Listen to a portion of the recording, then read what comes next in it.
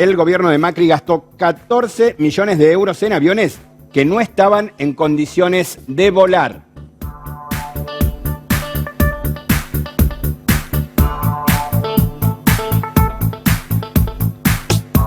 ¿Cuánto necesita una familia en Comodoro Rivadavia para no estar debajo de la línea de la pobreza? Un número que te contamos todos los meses a partir del trabajo que hace el Observatorio de Economía de la Universidad Nacional de la Patagonia. Su director es César Herrera y aquí nos cuenta.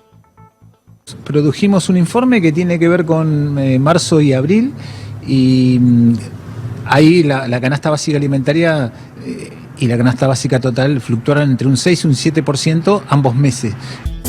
Vamos a hablar de inflación, en este caso a nivel regional y nacional, porque están asegurando algunas consultoras que este índice podría aumentar cerca de un 5% en el rubro alimentos durante el mes de junio, manteniéndose más o menos como lo ha venido haciendo en los últimos meses. Dicen que este incremento podría presentarse según lo que tiene que ver con el índice de precios al consumidor, el famoso IPC, sumando una mayor presión justamente sobre este índice, fundamentalmente para las personas de menor poder adquisitivo. Esto se desprende de distintos relevamientos privados y públicos, como por ejemplo el que te contábamos recién en Comodoro Rivadavia, pero bueno, dan cuenta de que la inflación podría seguir acuciando a los argentinos, más allá de que decían podría desacelerarse en los próximos meses, algo que todavía no pasó. Nos vamos a quedar con este tema puntualmente y lo vamos a saludar. Le agradecemos la gentileza de habernos atendido al ex secretario de Comercio Interior de nuestro país, a Guillermo Moreno, que está en contacto ya con División Noticias. Moreno, ¿cómo le va? Facundo Ponce lo saluda. Buenas noches.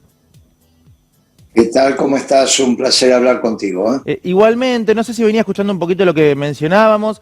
Comentábamos una nota, en Comodoro Rivadavia, por ejemplo, 110.000 pesos necesita una familia tipo para no ser pobre. El índice de precios al consumidor, dicen, en el rubro alimentos podría crecer un 5% durante este mes. ¿Qué le dejan como mirada a todos estos números que venimos contando y que se le parecen bastante a lo de los últimos meses ya? Mire, el fracaso en términos económicos de la actual administración gubernamental es contundente e irreversible. Fundamentalmente es irreversible. El fracaso económico lleva a la división política y las consecuencias que de eso se derivan llevan al conflicto que tenemos en términos judiciales en el Consejo de la Magistratura. Ese es el orden en el cual se desarrollan los acontecimientos. Fracaso económico, disrupción política, consecuencias judiciales. Bueno, esto hay que resolverlo. No es el problema de un índice más, un índice menos. Esto está definitivamente agotado. En esta vieja cuestión del huevo y la gallina, entonces, es primero problemas económicos y luego rompimiento hacia adentro del frente de todos. Dice usted, digo, lo económico tiene que ver con eso. Pero usted no se va a pensar que si no hubiese fracasado el hecho económico, Cristina y Alberto estarían caminando de la mano por Florida. Florida acá en la ciudad de Buenos Aires, estoy diciendo, ahí por el centro comercial de Comodoro Rivadavia, para ser claros. ¿Está bien? No, obviamente que la crispación es producto de quién es el padre, quién es la madre, o es conjunto del fracaso económico. Y obviamente eso lleva a la disrupción política, lleva a consecuencias judiciales, que ninguno quiere asumir. Y en este entra en conflicto a través del Consejo de la Magistratura, quién va a ser el pato de la boda. Recién decía que esto parece irreversible según su mirada. Ayer escuchaba una declaración muy interesante que hizo. Usted decía que hay que cambiar urgente este gobierno dentro de la ley y el orden tan rápido como se pueda. Y me quedé con esta frase, la ley y el orden. ¿Qué implica un cambio en ese sentido? Mire, la única posibilidad que yo conozco y avisora es la Asamblea Legislativa, que es la mancomunión de la Cámara de Diputados y la Cámara de Senadores en una sola reunión, una sola asamblea, y por eso se llama Asamblea Legislativa. Para que se den esos extremos, tienen que renunciar el presidente y la vicepresidenta, y la Asamblea elige el sucesor, que tiene que reunir determinados requisitos, que terminará el mandato de Alberto Fernández, antes de que esto sea demasiado tarde. Yo le insisto, y se lo estoy diciendo, De la Rúa renunció tarde, no temprano. De la Rúa renunció después de los muertos, innecesariamente. El Partido Radical, que en ese momento era el que estaba en el gobierno, si bien habían surgido de una alianza con el Frepaso, Chacho Álvarez y compañía, ella se había retirado del gobierno, el gobierno era estrictamente radical, sabía que el plan económico estaba decididamente agotado, que era el plan de convertibilidad, ya lo sabían para mitad de año, era irreversible, igual que es ahora, y todos sabían que De la Rúa estaba enfermo. ¿Está bien? De la Rúa se enfermó, le daban pastillas, el hombre no estaba en sus cabales, tenía un problema en la toma de decisiones. Bien, Alberto Fernández no está enfermo, yo no soy médico, no soy psicólogo, no puedo decir que está enfermo. Lo que puedo decir es que no está apto para este trabajo. No es una persona apta para ejercer la primera magistratura. Igual que como estaba De la Rúa en aquel momento, no estaba apto. Muy bien, y a su vez la misma coincidencia. Ambos planes económicos estaban agotados. Entonces la política está para evitar los problemas, no para acrecentarlos. La democracia no está para hacer sufrir al pueblo.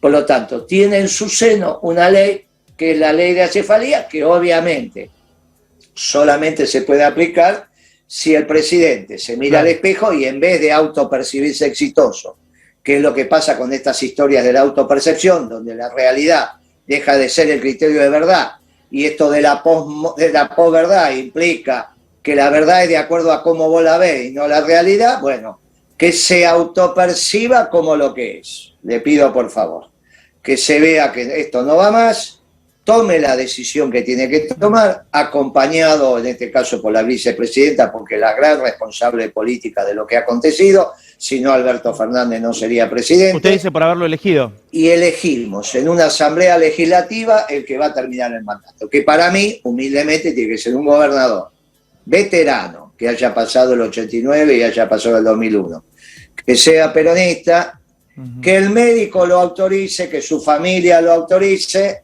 y le pedimos un esfuerzo patriótico hasta el fin del mandato correspondiente, ¿Y hay alguna... hasta las próximas elecciones del 2023. Moreno, Adrián Flores, ¿y hay alguna figura en gobernadores como usted pide?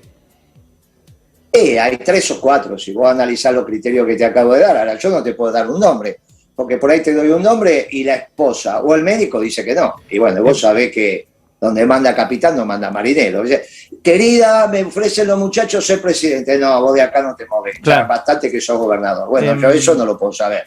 O te dice que sí la familia y después viene el médico y te dice, no, si no, en una semana te vas. Como ya nos pasó alguna vez con algún ministro en la época de Menem, y no hay por qué pedirle a un ser humano que haga tremendo esfuerzo. Claro. Usted imagínese que llevar adelante el país en las presentes circunstancias te deja piel y hueso. Hay unas hermosas anécdotas del doctor Dualde cuando caminando con Chiche en la Quinta de Olivos le decía, Chiche, ¿cuándo pusiste este río acá en Olivos? Y Chiche le dice, ¿y qué río? Ese que está ahí, ¿no lo ves? Y le dice, vení, vamos para adentro, negro, vení, vamos para adentro, y ahí llamó al médico, ¿está bien? O sea, agarrar la Argentina, tomar decisiones en la presente circunstancia, no es para cualquiera. Tenés que estar bien físicamente, psicológicamente, respaldo familiar y obviamente, en el caso de que sea lo que yo estoy diciendo, todo el peronismo atrás, desde Pichetto hasta Moreno, todo. Todos acompañando al presidente para dar vuelta a esta situación que es catastrófica. Peor que el 2001.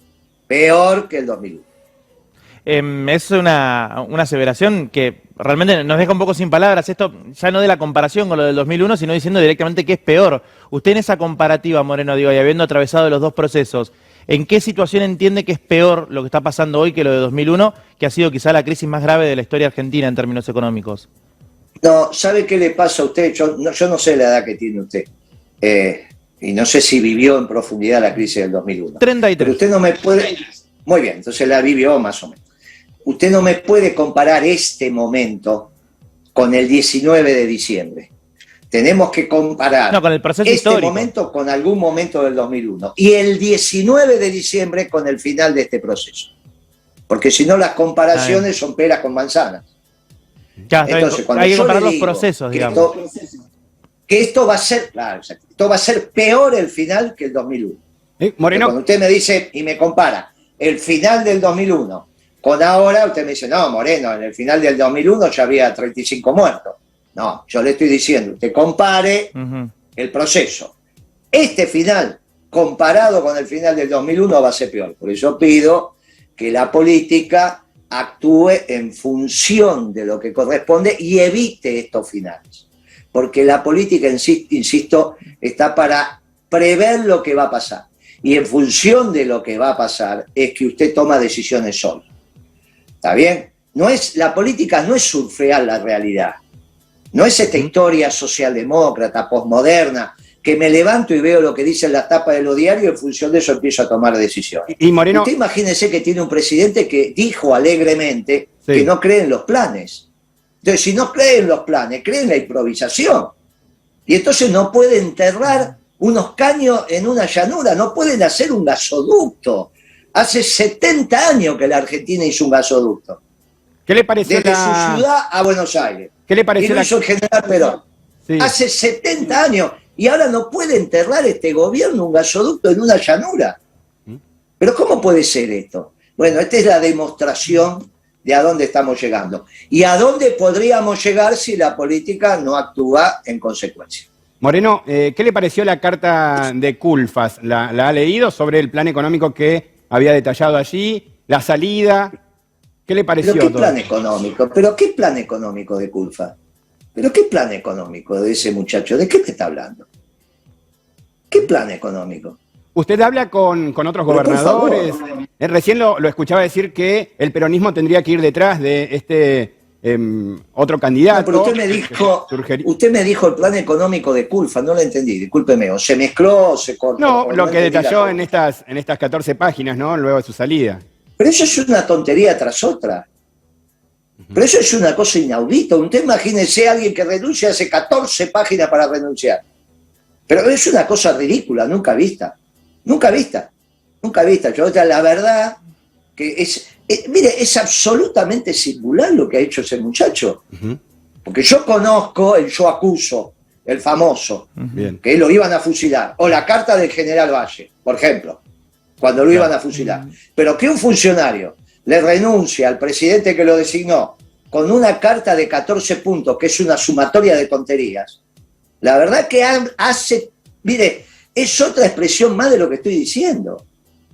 Se considera exitoso y usted piense que en su égida estaba la Secretaría de Comercio. Pero, ¿qué está diciendo?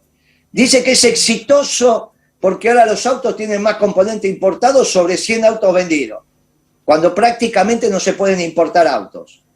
Usted sabe que la mitad de los autos que se venden en la Argentina eran nacionales, la otra mitad importados. Ahora no se pueden importar autos y él entonces dice que sobre la mitad de autos que se venden la mitad de autos del año 2013, casi 10 años después.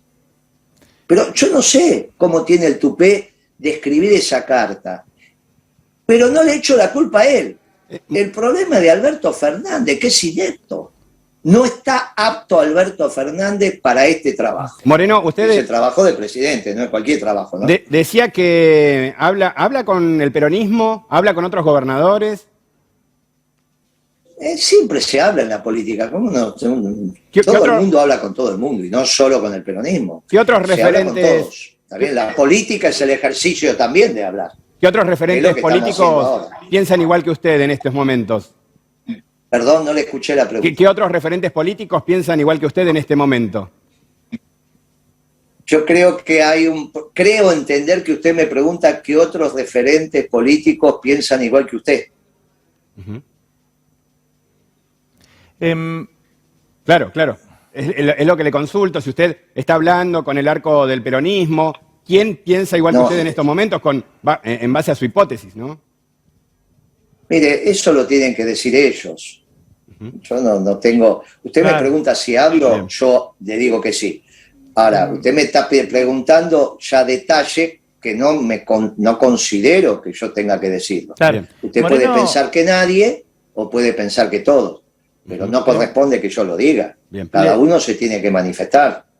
Le hago las dos últimas y agradeciéndole el tiempo y la gentileza de habernos atendido. Me voy a quedar con esto que mencionaba respecto de la autopercepción.